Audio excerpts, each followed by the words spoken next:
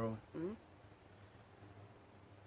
Concrete gladiators fighting in bedrock gardens, warring with Pharisees and crooks of parasites in gully cesspools.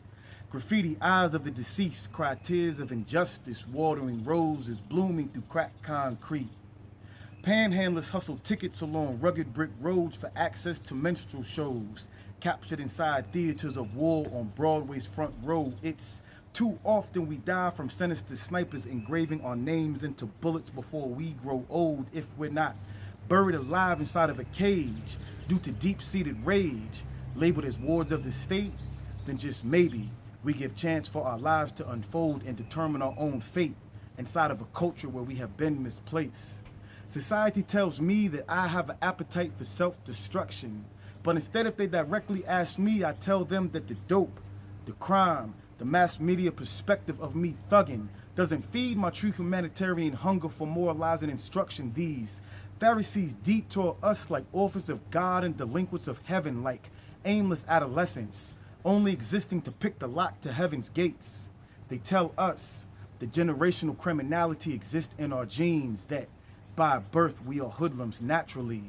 But the truth is, this world doesn't know me. They only fear, label, and judge me.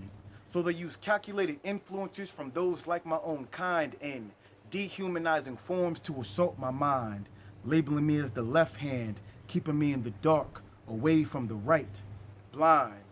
There are so many of us who long to be free from influences of street savagery, free from populated prisons and cemeteries, at liberty from being labeled as casualties and myths of war.